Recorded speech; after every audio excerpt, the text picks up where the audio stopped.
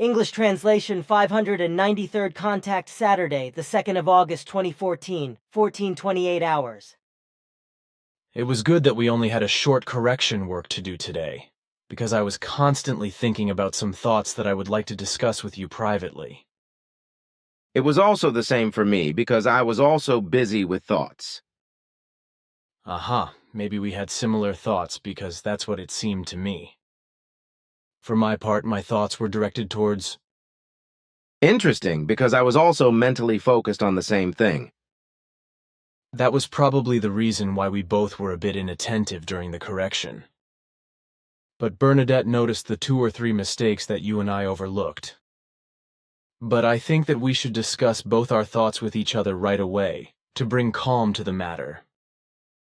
After that, we should turn to the next 25 pages of the Guido book again. I also think so. Then I want to start. You speak exactly the same way as I do, but I would like to say the following. It is only to be hoped that the understanding for this is really raised. If not, then we cannot help it, because there is an urgent need for the whole thing, which unfortunately brings a lot of work. But we are now in agreement and clear, and know that there is no other way. I have also spoken to Bernadette about this, so she knows that the whole thing is inevitable, and also wants her to play her part. In the next few days, I will talk to her again about what she will have to do, but this will mean extra work for her, and I think, knowing her, that she will do it well. In this respect, I also think in the same way as you do, with which we have probably discussed this matter. Yes, we have.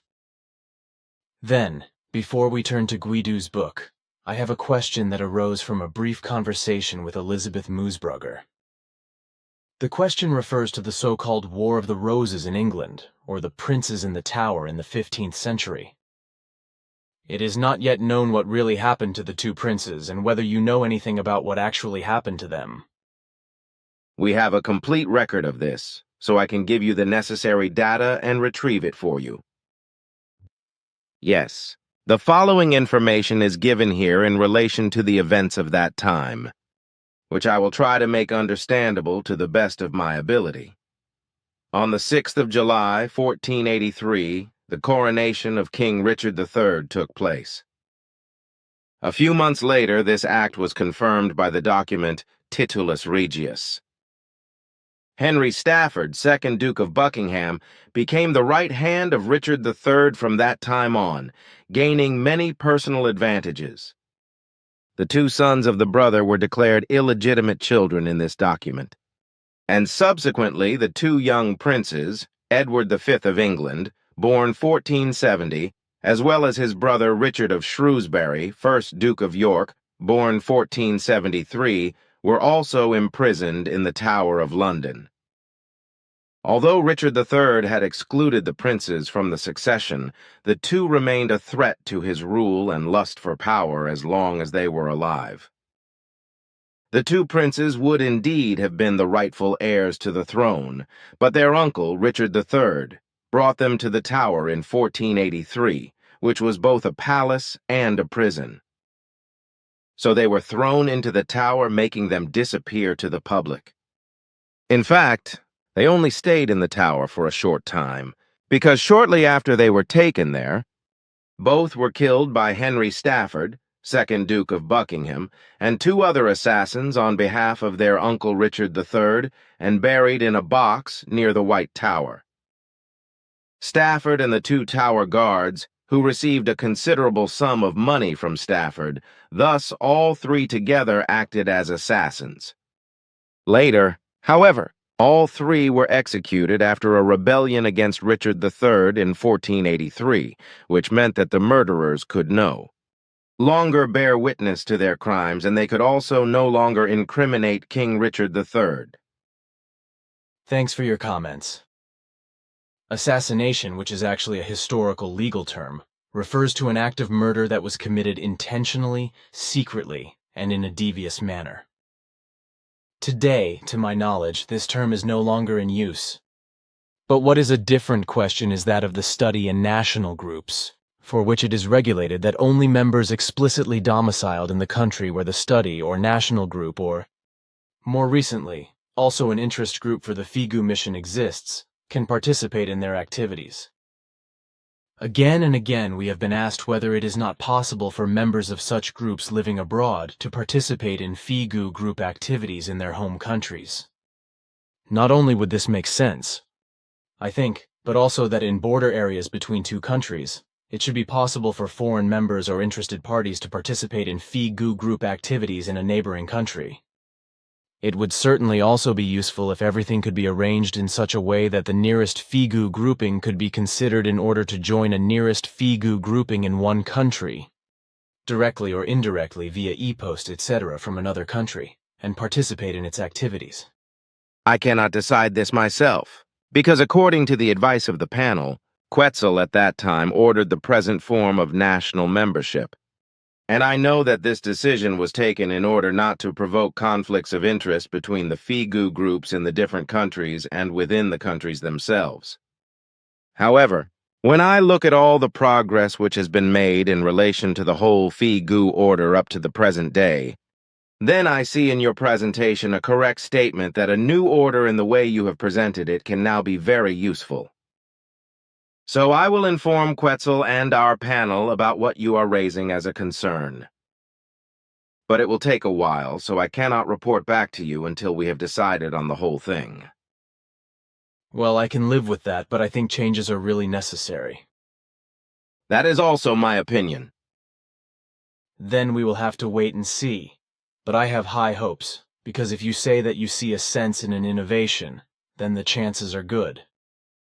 It remains to be seen what the panel decides, but I think your proposal is considered reasonable.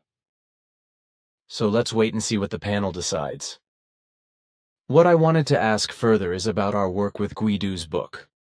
Bernadette and I have discussed whether she should take over all the pages you and I have already worked on and make an initial correction, after which she will give me 25 edited pages each on my computer so that I can pass them on to Marianne and Christian, as well as to Daniela, for the second, third, and fourth correction. Only then should the corrections be made in the kitchen.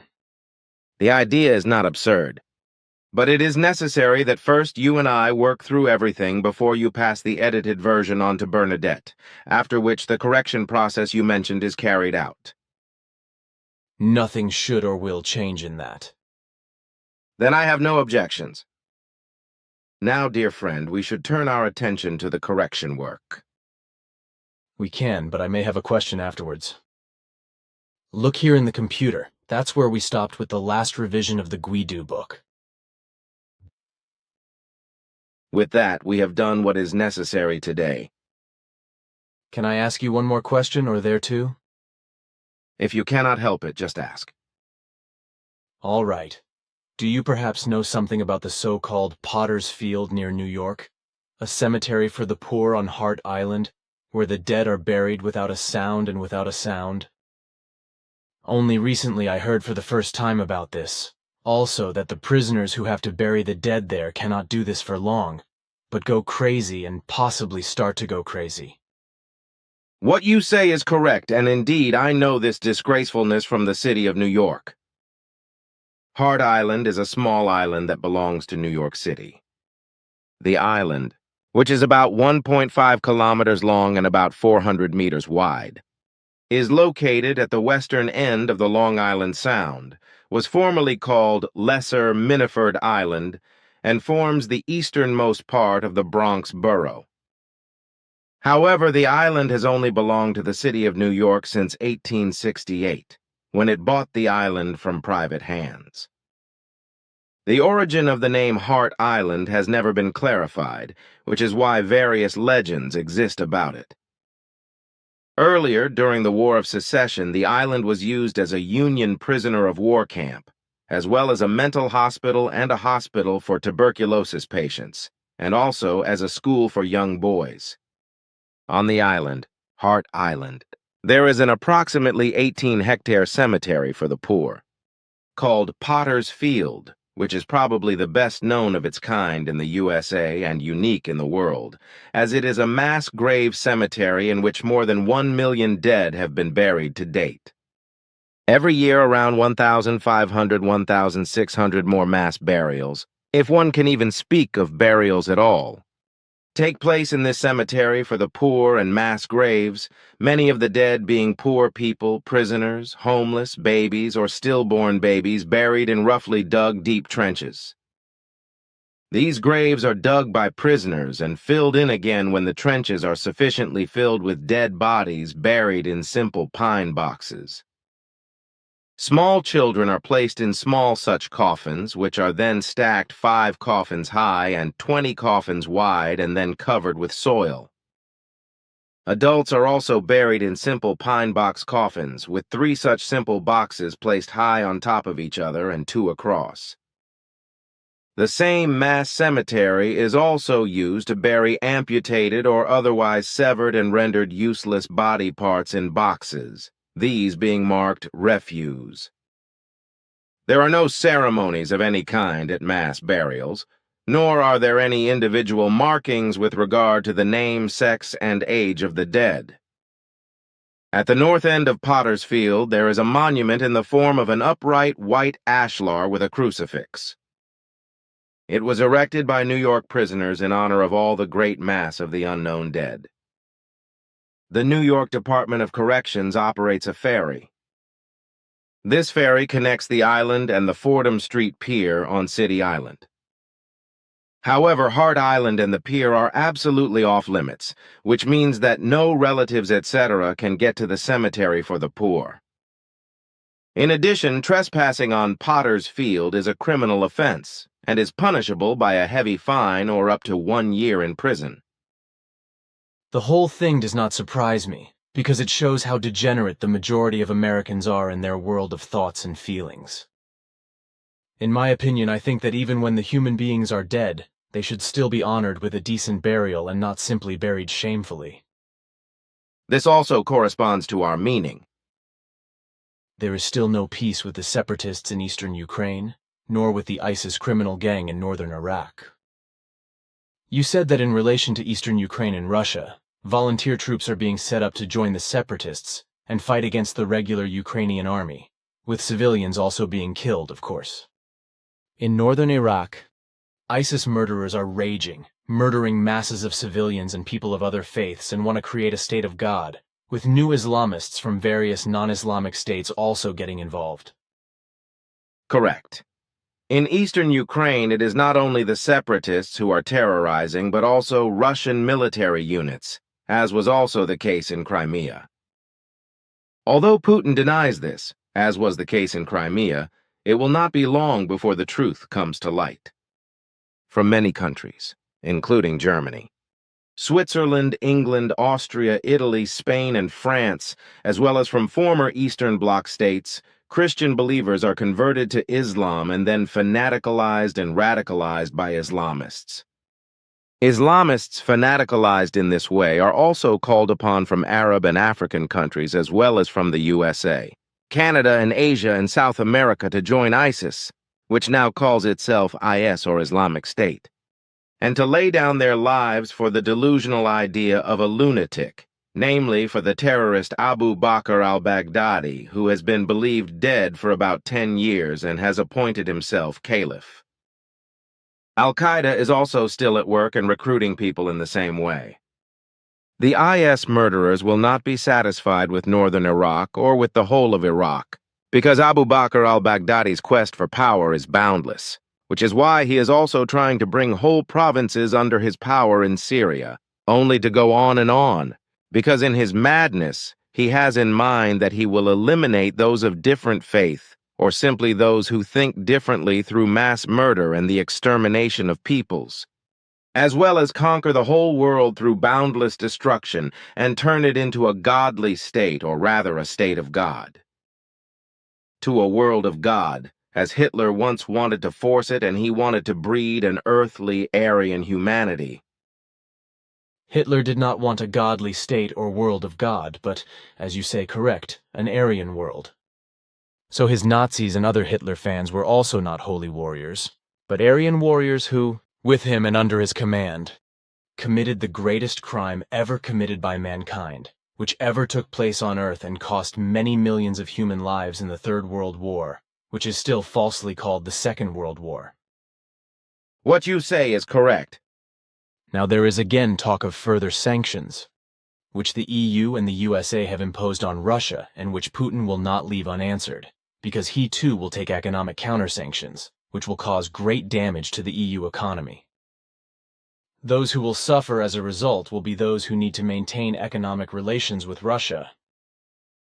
And as far as the sanctions by the EU and the USA are concerned, Switzerland will also have to decide whether or not to go along with them. This is because we have so many EU supporters in our country who are betraying and selling off their homeland to the EU and thus forcing Switzerland into foreign legislation. The bailiffs greet us. But what is really going to happen with regard to the enforcement of sanctions is that there is not exactly agreement on whether, how, and what should be done in this respect. For my part, however, I can imagine that the EU dictatorship fanatics in the government are at least partly thinking up their own sanctions against Russia, or joining those of the EU and the USA. With those who are consciously less well off, one must expect all the wrong and evil to be done, as well as the betrayal and sale of the homeland and its laws, the constitution and the rights of the homeland to the totalitarian EU dictatorship. In this regard, EU measures are already being devised to force Switzerland to comply with EU sanctions, so that sanctions devised by the EU against other states must automatically be adopted and implemented by Switzerland. And this is to be done in such a way that Switzerland loses its neutrality by a large margin. So it should not remain at the level of what Switzerland has already lost through the bilateral decisions and treaties with the EU, because the greed for power of the EU dictators and all their vassals is greedy to force Switzerland into its criminal dictatorship. And that this is indeed the case can no longer be doubted, not even by all the stupid and irrational people who, in their minds alone, betray their homeland to the EU and are willing to do so effectively. This is really unpleasant, and if what you say is true, then we will indeed soon have a situation in Switzerland again like when foreign bailiffs terrorized the population. Then all those who betray their homeland will bear the blame.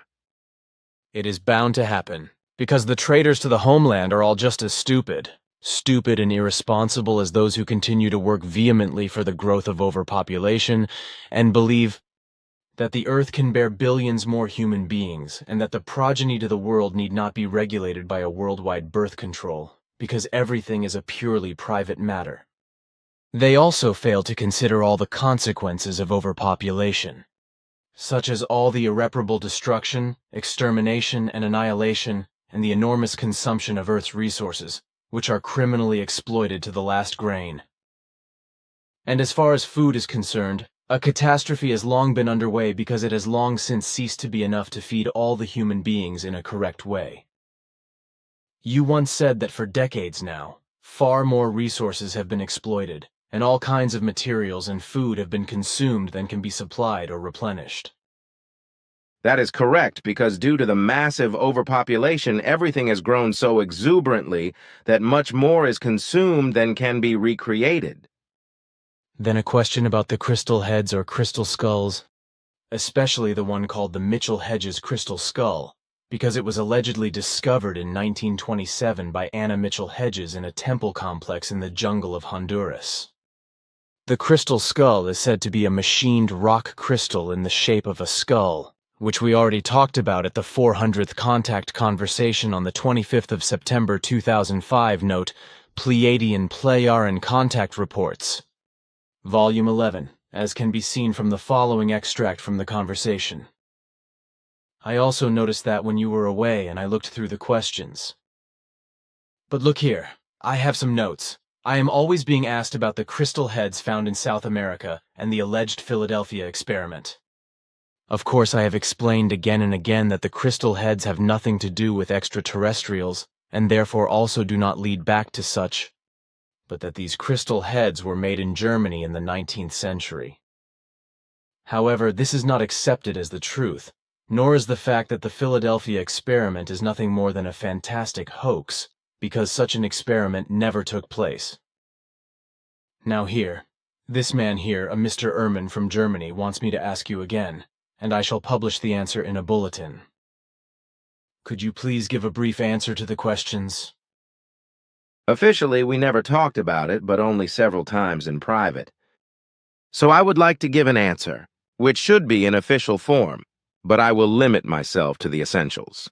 The crystal heads you mentioned, which were found in Southern America and attributed to the Maya and supposedly originated from extraterrestrials, were, as you just said, made in Germany in the 19th century in the gemstone and diamond cutting workshops of those places that were merged to form the city of Idar Oberstein in 1933. The client was a wealthy man named Florian Rosenfelder from Germany, who was privately and hobbyily engaged in archaeology, and who also took the crystal heads to the Mayan regions to discover them there as a sensation.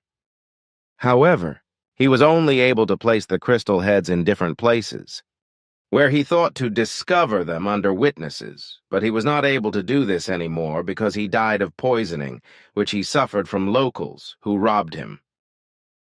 Again and again there are broadcasts on television where the age, origin, and purpose of the crystal skulls is known commercially, but the solution to the mystery is not found.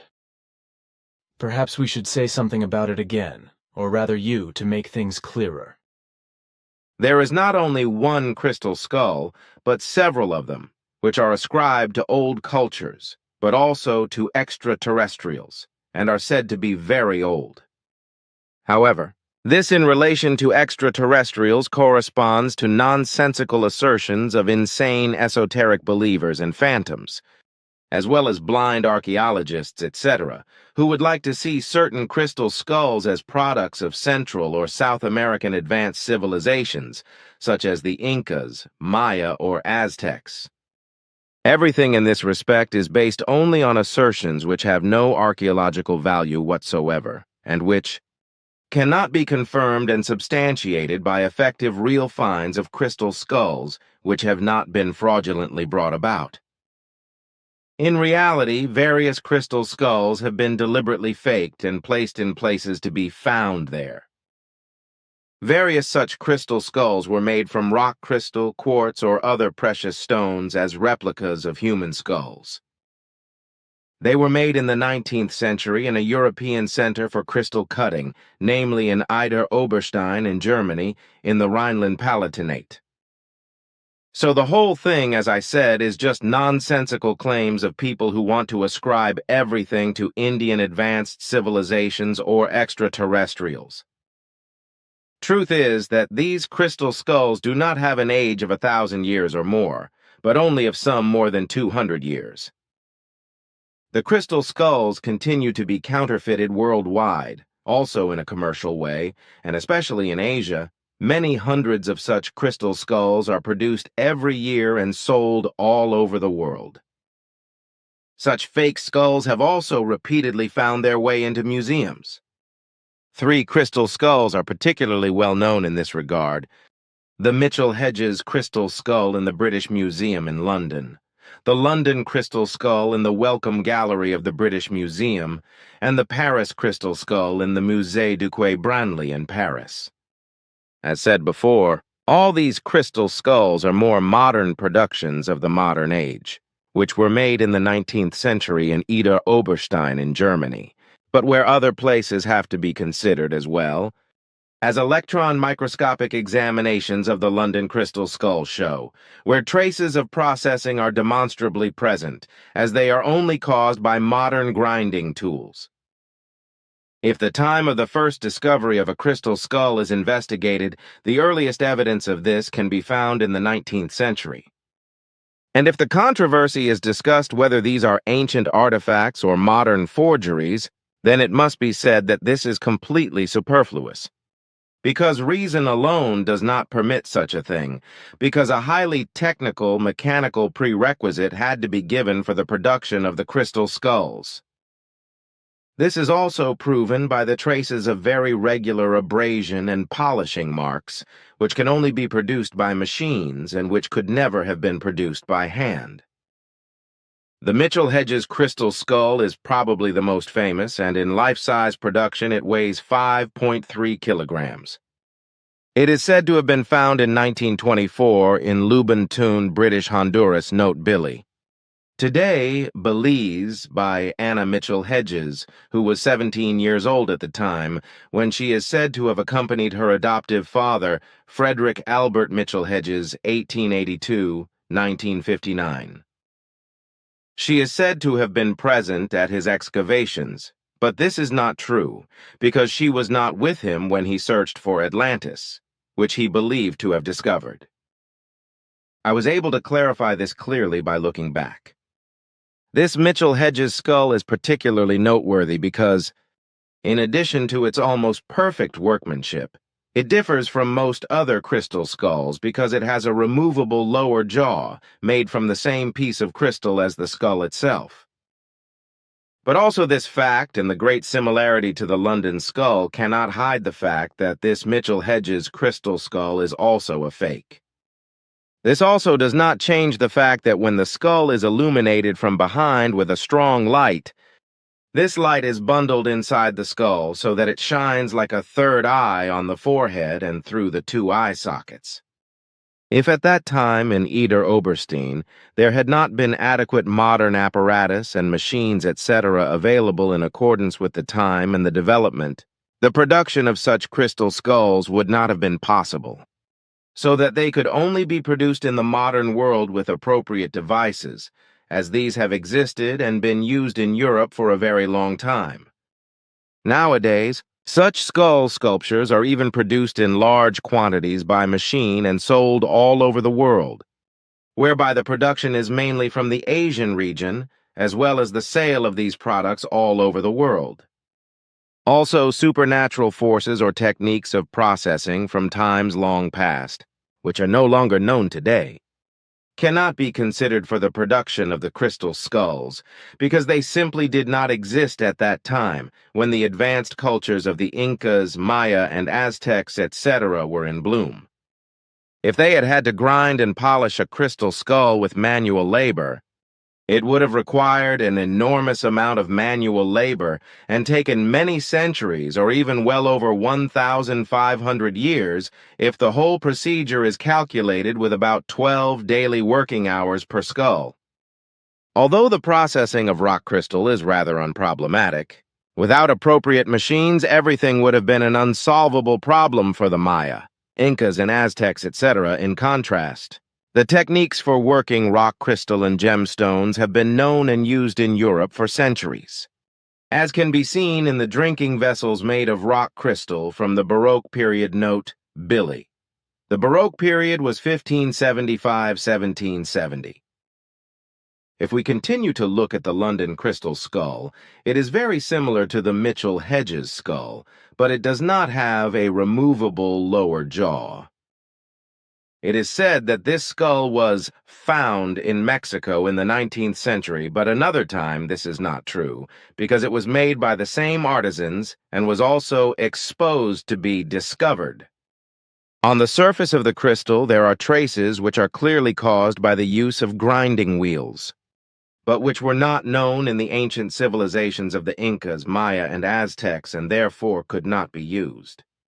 Furthermore, no occurrence of the corresponding type of crystal from which this skull is made can be found in Mexico.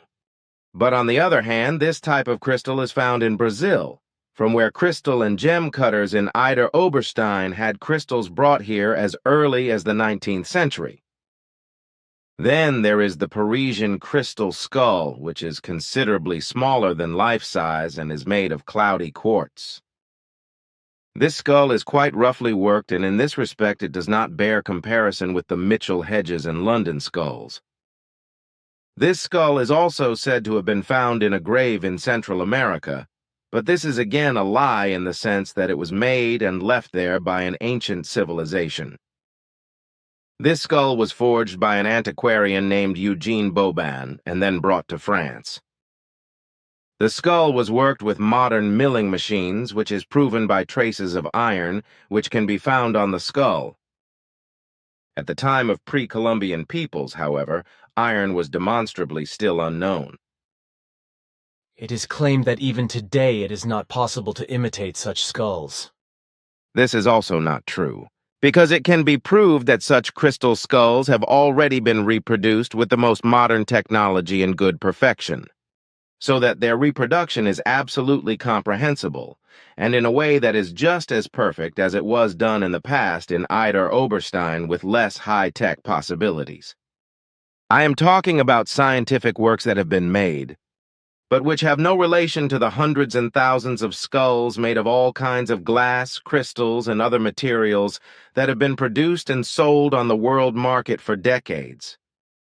Furthermore, it must be clearly stated that it is completely mistaken and misleading as well as irresponsible to claim that the aforementioned crystal skulls have been lost for many centuries, because this is not possible and also not the case. Because their production in Idar Oberstein actually took place in the 19th century, as I personally clarified in my own interest when the matter became public. And the fact that the crystal skulls have been attributed to these magical powers ever since they became known is as much an absolute nonsense as the fact that a human being dies when he looks into the eye socket of the Mitchell Hedges crystal skull, which is therefore called the Skull of Doom.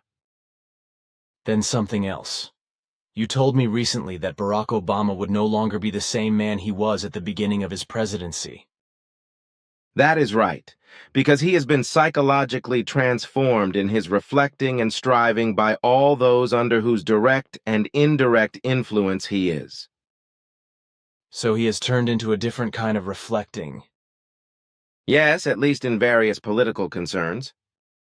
It is probably the case that he has been brainwashed psychologically by his opponents, who are both from his own Democratic ranks and from the Tea Party. The Republicans, the economic bosses, the defenders, the military and advisors, etc., without him even realizing it, and now he is swinging like a pendulum at their will. So he is also unable to implement his earlier ideas, because the resistance has become so strong that he can no longer oppose it. I do not have to comment on that. But now, dear friend Edouard, It is time again for you to go your way. Yes, that's what I wanted to say. But I will come here often in the near future to edit Guido's book with you, which will take a lot of time. You can say that, my friend. That is so. Then I will go my way now, like you said. Goodbye. Take care, Salome, and see you soon.